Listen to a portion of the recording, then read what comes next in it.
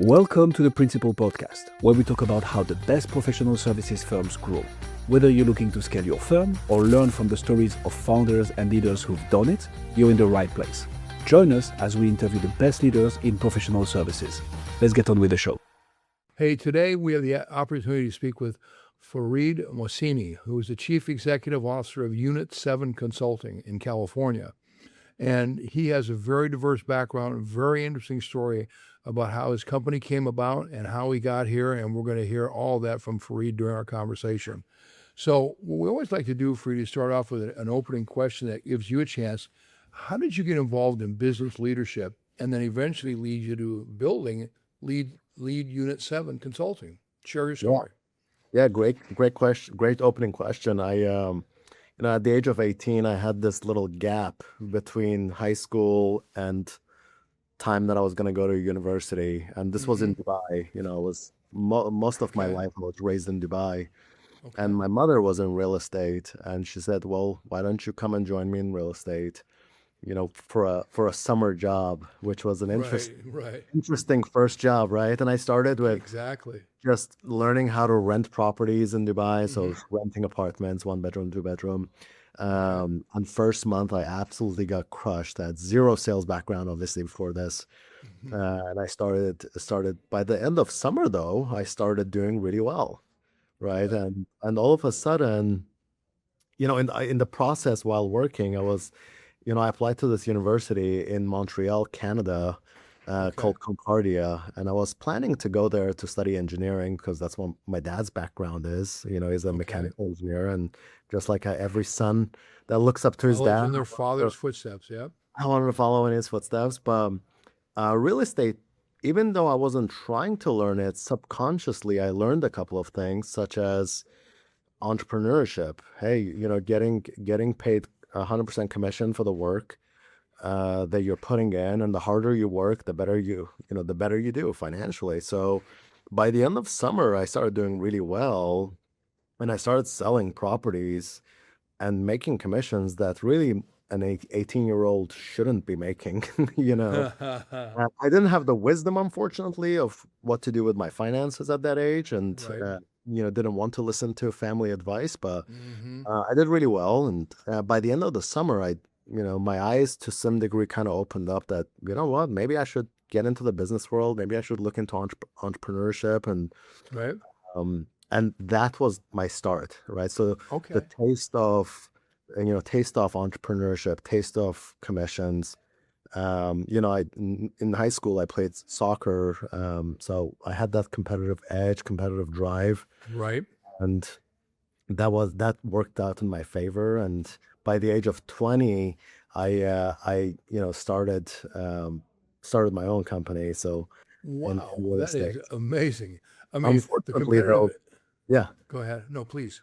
I was saying, unfortunately, though, that was right before the 2008 crash, and I, had to shut down the doors shortly after because we had an oversupply of properties and a very little demand. So, yeah, Well, you learned the excitement of victory, yeah, and then you saw it collapse, and you go, "Whoa, I need to maybe reassess. yeah, Maybe Concordia may have been okay, but maybe there's another path I can choose." yes, But the competitive fires burning within you, being an athlete, really helped in a commission-oriented job. I played college absolutely. basketball. I had a scholarship, played college basketball, and it led me in the Okay. business world. And part of it too is understanding how to work with a team. And you Yes. had to do that when you played soccer. And we're watching the World Cup, a lot of us, obviously, and Yeah. fabulous, unbelievable teams and players. But Yeah. there's a lot of work that goes into that. It's not, they don't just roll out in the pitch and all of a sudden, boom, they're off and running. No, there's a lot of work. And Absolutely. you can tell that. And obviously, you put that time in as well.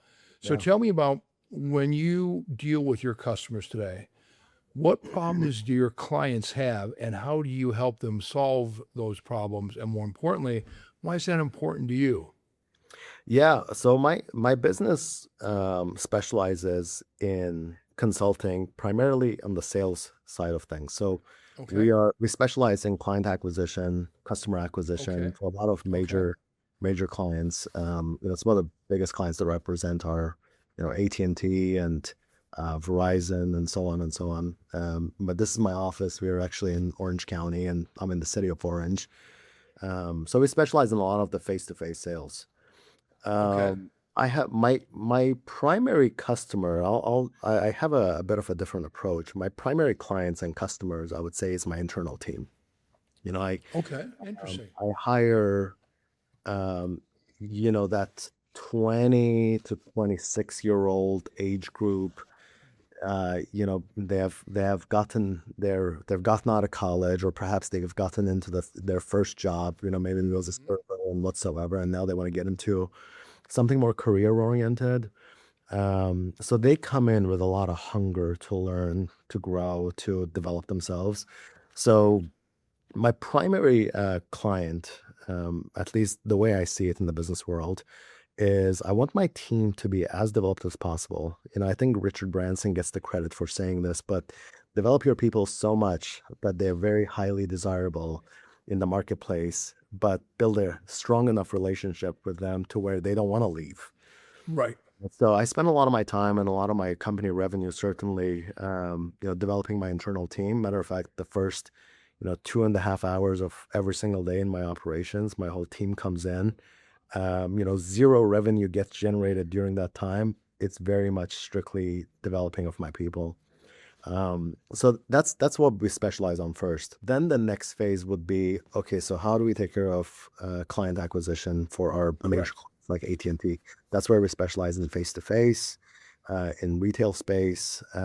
Sales is an interesting place, right? So there's a right way of doing sales and a wrong way of doing sales. There's a right way of getting results, which I'm referring to, wowing your clients, bringing Hmm. quality Experience and customers right. to your clients, right? Every time me and you travel to a new city and we're looking for a new restaurant, we always open up things like Yelp. And if something has Hmm. great reviews, we're going there, right? So We're more inclined to we're, go there. Yep. exactly. So my goal is to wow our clients through great experience, Okay. high integrity, great quality sales to where they want to come back to us. Okay. And we'll talk about that in just a little bit. But testimonials become critical. I mean, proof Absolutely. sources are what we call today reviews that are so common. You look at whether it be on Yelp or a product you're looking to buy, even vehicles up to high end things. We still read reviews. Where you're developing your people though, at 20 to 26 is your sweet spot of your employee. Correct. Tell me, when they go out and they're going after a client, besides, do they just service the accounts that you have sold, or do they seek new clients? Yeah, we are in charge of new customer acquisitions inside of big box retail space. That's our specialty. Okay. We Okay. specialize in big box retail sales, B2B and Right. residential campaigns. So we oversee all kinds of different sales. I don't do cold calling. That's the only one that I've never gotten into. Granted, I know there's a lot of companies that specialize in it, and that's Right. not specialty. It's always been face to face. That's always been our motto through So the are your people out in the field then, Fareed, or are they? So they're in the office in Orange County, but then they go out to meet with the client. Yeah, we have about 26 big box retail stores in Orange County alone. And every single day after that initial 2 hours of development that I referred to earlier, Right. they will go out and they will be, I don't know if you can hear it in the I background, can hear it. I can hear it.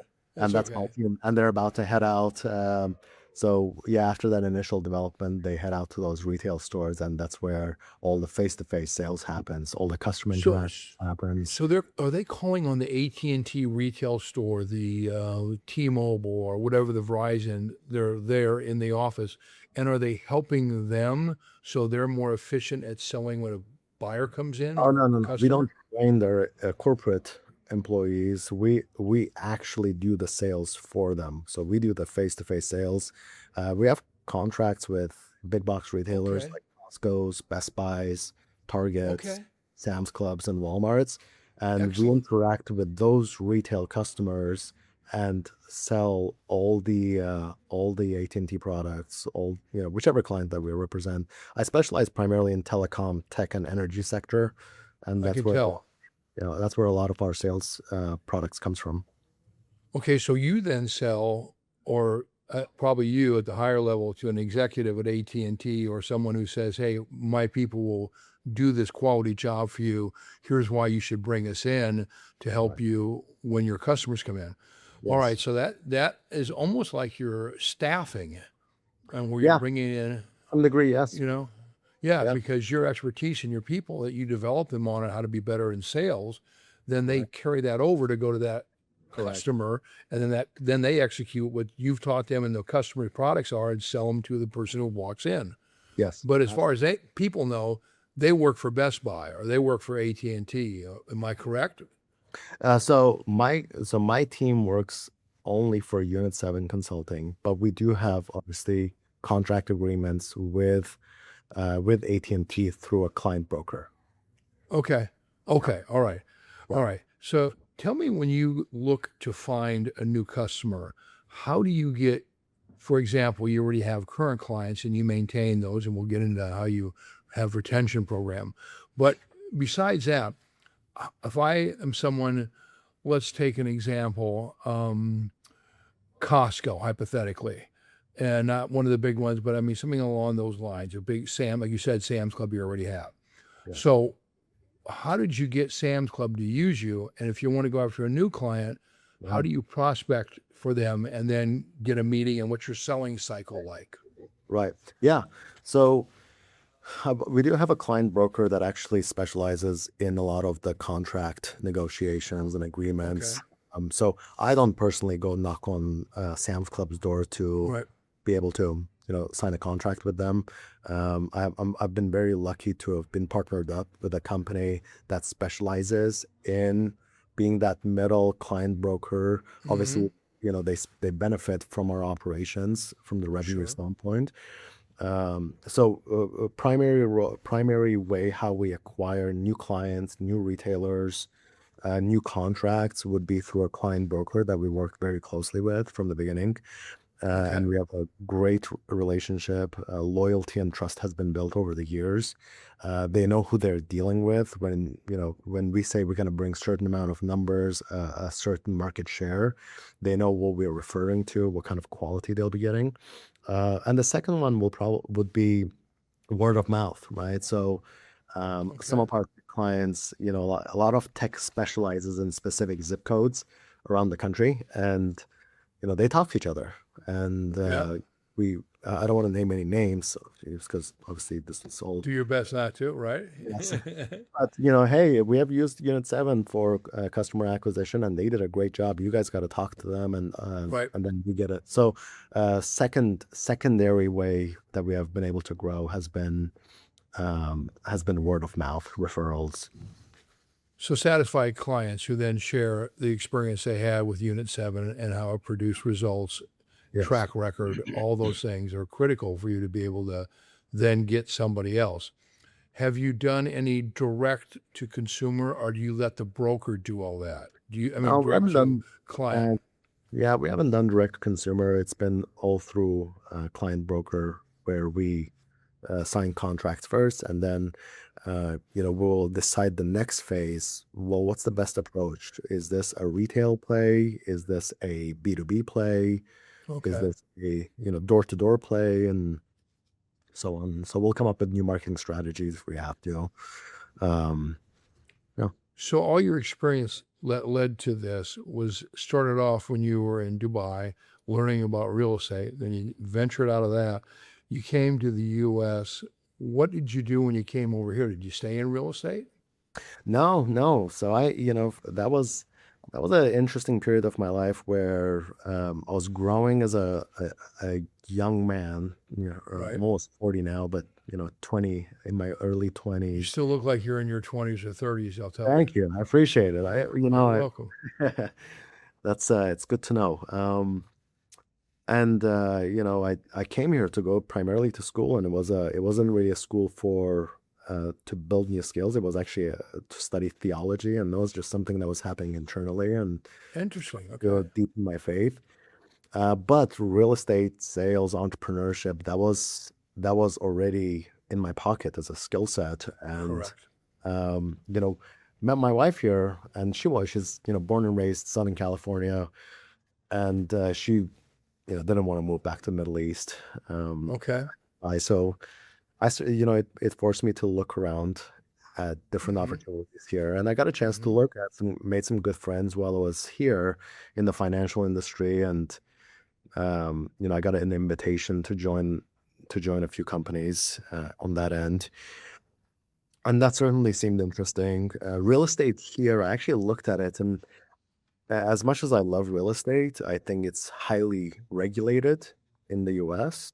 Very So regulated. I decided not to pursue the real estate route. And then I realized that here there's big opportunity and a big need for building specialized sales teams to Hmm. oversee corporate American companies and their, overseeing their sales. Because now when we call, customer service for any of our clients, we are either going to reach AI customer service or we're going to Right. reach Philippines and India and whatnot. So, Right. um, I noticed Which that on the sales side, that didn't exist. You can't send sales jobs to India, and AI is not going to certainly take it. They don't. There's an aspect of sales which specializes in empathy and emotions, which AI correct. still hasn't cracked. So, And let's hope it doesn't get to that point for both you and I. But as we continue, you're correct. yeah, And I think what you've done then is you've personalized it, you and your team. And I love the energy your team had before they head out. That was great to hear, actually. No, I think it's special. I mean, that carries over into results. It really does. yes, absolutely. And when you think about when you're trying to your growth, it can't only be through the broker, I would think. I mean, you probably have ways you want to expand based on your knowledge, your experience. Can you get out to get clients in any other method? And for example, have you ever Yeah. thought about your own podcast to do something to get your company's name out in the market? Yeah, matter of fact, the easiest way to find me is online, on Okay. Instagram, TikTok, and whatnot. But Okay. I can certainly grow by promoting myself, but I have so much Hmm. demand for doing what we do. Matter of fact, our client's biggest gripe with us is that we can't grow fast enough. We have oof, about 14 offices nationwide right now, and if it was up to my clients, I would place a flag in every major city. But we grow from a place of someone that has to be willing to learn our business inside and outside, and Hmm. it's time to develop somebody like that. It's almost like a university, right? Entrepreneurship Yeah, it sounds university. like it. Yeah, and so I have so much need that I'm in a very lucky place as a business where I don't necessarily need more clients. I can Okay. certainly take on, but I have the opportunity to scale as much as possible without any friction right now, and Okay. the need is huge. So I haven't really had to explore that to answer your question. I haven't really had to explore, hey, we need more clients. How do we get more? There's the current need. I haven't even fulfilled it yet. Well, that's a nice problem to have, Fareed, trust me. Yeah, So yeah, when you think about, if you look at the rest of this year and heading into next year, none of us can forecast the future. Otherwise, we'd all be zillionaires, and none of that's going to happen. So no, realistically, as you look at the challenges in your market, where do you see the biggest challenges, not only for yourself but for your team? yeah, yeah. I think what's interesting is understanding the current new generation of workforce, right? Gen Zs. Mm. I have I have two kids, one born in 2023 and one was born 4 months ago, and that's I think Oh called my Gen goodness. Alpha and Gen Beta is what they're called. But now we're dealing with Gen Zs entering the workforce, and they are a whole new interesting group of people to train because they're not like the millennials. They are more independent. They are more mission based. They do like the cause far more than just let's get into a job that uh, Hmm. I'm going to be passionate about every single day. So, learning how to really not necessarily cater, but understand the language of every generation and train those guys up, I think is going to be it's crucial, but it's also one of our biggest challenges. I would agree because when you think about the world that we're in, Gen Z's communication skills, I find, are somewhat lacking because they're so used to texting, and some of them I swear have hard challenges spelling because they Yes. don't ever think Yeah. through what work, and so that's that workforce. But they have a unique energy, very analytical in general. They're very good on their data or the research. They do all that quickly, faster than most of us can do. And then the challenge, though, is they're not really decisive. They're more, well, let me think about it. And so you've got to transfer your sales excellence, which is not necessarily compatible with their thought process. You've got to get bridge that gap between, hey, I know you want to do the right thing for the client. I know this is important, but there's also a point where you got to ask for business. And it's not a crime to ask someone to work with you. And don't Yes. feel like you're being offensive or aggressive. And Yeah. I've noticed that with the people that I try and work with, and I have the challenge of saying, now, there are people that are old school like me who are trained at Xerox Corporation when I got out of college. That was what I learned, and it was all professional selling and development and everything else. It was unbelievable, and it worked, and it worked for me in all my career. But it's different than what they want, and it's different than what they understand. And so when you try and work with them, you got a challenge there. That must be one of your biggest challenge with that 20 to 26-year-old group, getting them over the psychological issue of how they work with that customer so you can maintain the success rate you want. Would I be Right. correct? Yeah, absolutely. You hit the nail spot on. Their communication skill, because this is a generation that grows up in front of their phones, Oh, yeah. 15, 16 hours a day. And that doesn't necessarily build Trust. that trust and being able to have a human to human interaction. Correct. It's not natural to them. So teaching that is not very easy. And I think even corporate America is finding this out themselves as they're applying into those companies. And I mean, their management and the supervisors are our generation and maybe a little older, and their things phrases like Struggle. common sense is not so common is starting to come out, right? So that's an interesting one. But at the same time, there's an upside to them. I think once they do understand it, I think they're very highly driven. I think they're not a group that I think that resonates with that seniority and tenure mindset. Once they get it, I think they're great people to work with.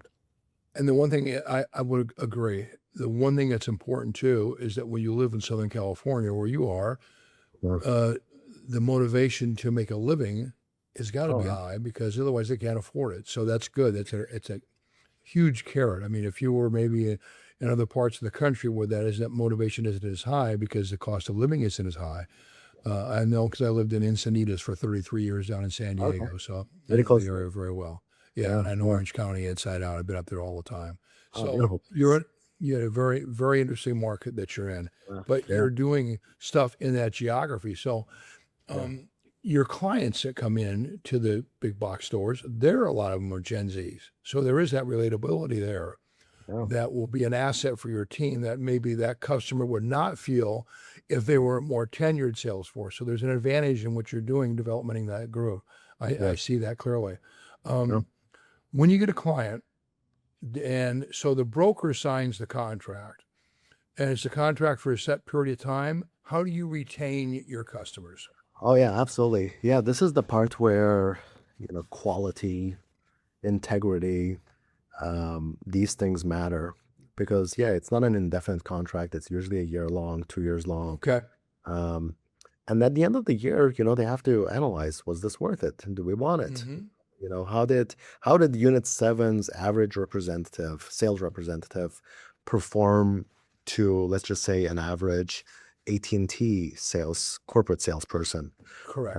So it makes sense for us to outperform them in terms of sales numbers, to make sure that we have great quality, that we are bringing in sticky customers with a very high LTV, like lifetime value, and they stick around, right? So we want them to stick with our clients for next 8, 9 years, 12 years as sticky customers.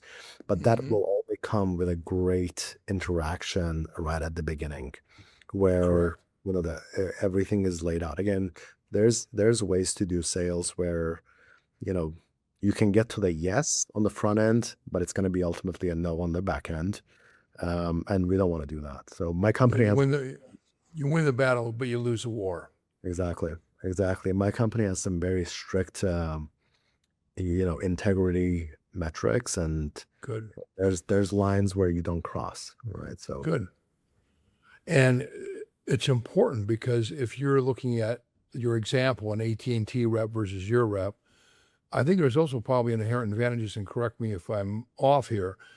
You pay the benefits, you I do. pay all that, so they don't have that inherent cost that can drive up their cost of sale. Yeah. And where yours is more potentially profitable per unit than they would have with their own team. Would I be right?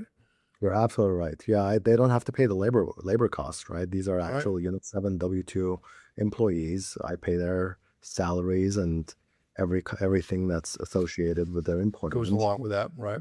Exactly. Yeah. So that means our clients don't have to cover the labor costs. So they only pay us based on the performance that we bring to them. They only pay That's us. huge. Yeah. So we would make their why- marketing look like a genius. There you go, exactly. And the broker probably feels happy and he's going, hey, my guys are doing it so they Yeah. can get more aggressive and sell it. So with your situation currently where you don't really see a demand for growth in terms of I can't handle anymore right now. If I do, my service levels will go down. How do you plan to expand into the future though? I mean, that's Yeah. something that's pretty risky if you just stay status quo. Yeah, no, this is where I'm actually excited about AI, because now we've been using AI, incorporating AI into the training phase of our business, and Okay. that's certainly making that side very effective and efficient. So I think that's going to be a big play here in the next year or 2 years. We have invested into some AI tools. And at the same time, even on the recruiting side, we're actually, in contact right now with a few AI agencies on how we can specialize and use Okay. AI for recruiting. Sourcing the right type of person you want. Exactly, correct. Yeah, absolutely. And the last but not least, obviously with sales, there's a lot of the reporting, and we have been using AI on that side, and that's been a game changer. So, Okay. yeah, I think AI is going to speed us up quite a bit. In terms of your ability to handle growth. Handle growth, scale more effectively, scale a little bit of a faster pace, and for us to really focus on the tasks that AI is not great at, right? So Which is human interaction and yeah, your selling technique. 100%. Yeah. So Okay. I'm excited about that part of the business. There's a lot of fear around AI right now, saying that AI will replace humans. I'm personally of the opinion that I think humans that use AI will replace humans that do not, but I don't think AI is going I to think that's a replace. very accurate statement. I don't fear it. I embrace what it can do. I Yes. know it. I can do things it can't do, but I also know it can help me be better. And that's where I think people, if they look at it from that point of view, will understand. And in particular, if they're in the same type of spot that you and I are in, where we have to provide something that is unique, that's human based, understanding your need, understanding your concern, interacting with people instantaneously, and being able to give an answer, not having to Yeah. formulate and think. And no, you just know how to do it because you've been trained. And Right. your Yeah. investment in your people for 2 hours a day is huge. Yeah. So, the next thing you look at is that growth and how you can get to that growth using Yes. what you currently do and technology to your advantage. I think that's where the biggest thing is. But Farid, I think you got a fascinating story. I loved it when you started off with Thank your you. mom in real estate and then Yeah. your dad an engineer, and you're going, ooh, should I follow dad's footsteps? But boy, that commission Yeah. money was pretty sweet. I like that. And that taste was in you, and then the competitive nature of being a soccer player, that led to you wanting to explore, I think I can do something and not just follow a traditional path. So I applaud you for that.